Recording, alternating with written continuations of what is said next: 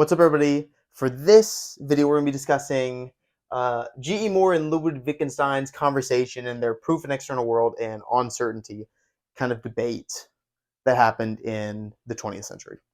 Now, we're going to start off with what Moore starts his proof in external world argument with, which is Kant's, what he identified as a scandal to philosophy. And it's, quote, that the existence of things outside of us must be accepted merely on faith. In the full quote, and that if anyone thinks good to doubt their existence, we're unable to counter his doubts by any satisfactory proof. So this is a problem. And it's a pretty big problem.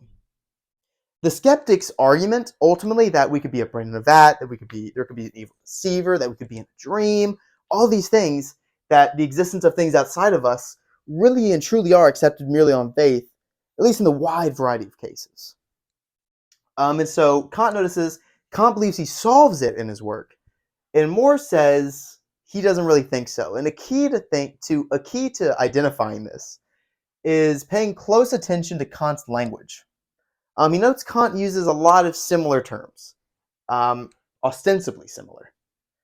External things external to us, things external to our minds, empirically external, to be met in space.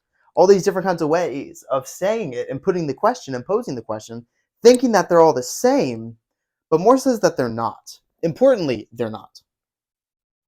He says to us, we get into trouble. This isn't actually a quote. This is my rendition of it. He tells us that we get in trouble. Empirical external might mean physical objects, material bodies, material things, but not to be met within space means, which includes shadows. Even more dangerous territory emerges with another poorly adopted phrase, presented in space, in which we include panes or double images or seeing after images, even after eyes are closed, but not met within space. They're merely presented. And so what Moore is going to do here is he's going to do something a little interesting. He's going to do this little trick with language and notice how exactly we use these words indicate something to us about them, right? So he's going to tell us that there are things entails there are things to be met, which is a strange way of putting it, so I'm going to try to break it down a little bit more. He says, quote, I am so using things to be met within space, that's the one he's going to go with, that in the case of each of these kinds of things, from the proposition that there are things of that kind, it follows that there are things to be met within space. For example, from the proposition that there are plants or that plants exist, it follows that there are things to be met within space. So I drew this little picture here to help illustrate this. I drew a little painter and a painting, and I use this to kind of exemplify the fact that if there wasn't a thing, if there wasn't a way to signify that, then there might not be the inspiration for signifying it in the first place. So I think of a painter making a painting, right, that there are things entails that there are things to be met. Right, without the things to be met, there would be no things. Without the painter, there would be no painting. That's kind of how I'm helping myself understand a little bit. But he adds a qualifier, an important one, and this is kind of one of the keys. He says, they also must be logically independent. And this is how he gets away with distinguishing between illusions and such, illusions, hallucinations, mirages, and the like. Something cannot just appear to be, but rather must be, quote, logically independent of my perception of it at that time. Otherwise, it's kind of stuck to my perception, and we get back into this kind of skeptical dilemma of it being my perception, the key phrase there, not just perception per se, or actual knowledge, or the thing in itself, all these different kinds of ways of kind of trying to get to this question of that the existence of things outside of us must be accepted merely on faith. It's that problem reiterating itself. And so it must not be external to, let me rephrase that. It must be external to not just my mind, but others' mind. That's a really interesting way of putting it. I think that's kind of the key that we need to understand from this. And so he finally moves to his argument from this, from that there are things entails that there are things to be met at all, and that they must be logically independent of my perception of it at the time, or just one perception of it. It must be just perceived by all. And so he tells us his argument, here is one hand, and here is another. External things exist. That's what Moore is going to leave us with. Did it land too well? I don't know. For Ludwig Wittgenstein, it didn't.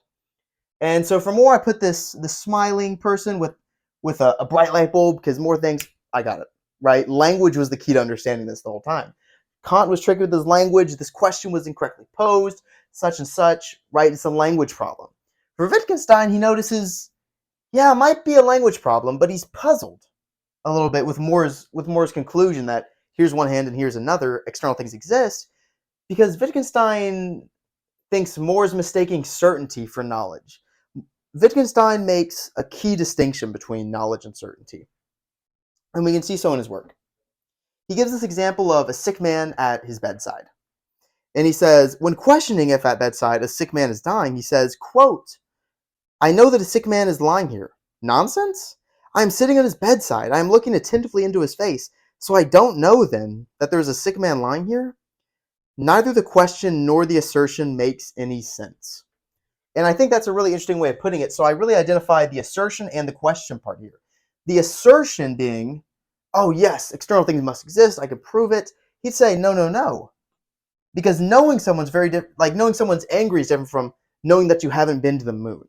Could you be mistaken about that kind of thing? Could you be mistaken with a phrase like, all bodies have mass?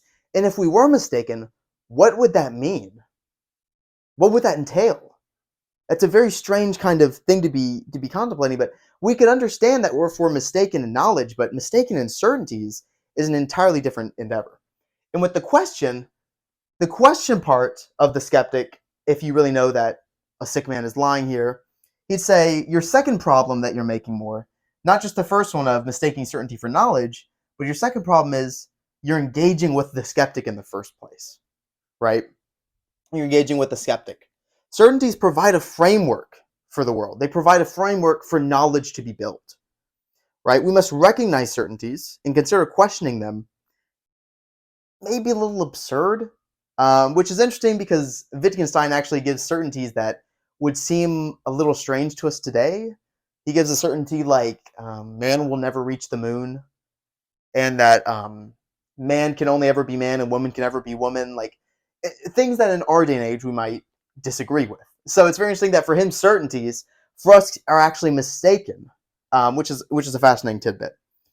But outside the bounds of reasonable conversation, whenever we talk about certainties, we're outside the bounds of having a knowledgeable conversation about things. So engaging with the skeptic in the first place is an error on Moore's part in humoring this kind of inquiry and endeavor. So ultimately, what Moore takes as knowledge of the external world, as a proof of the external world, Wittgenstein sees only as a certainty.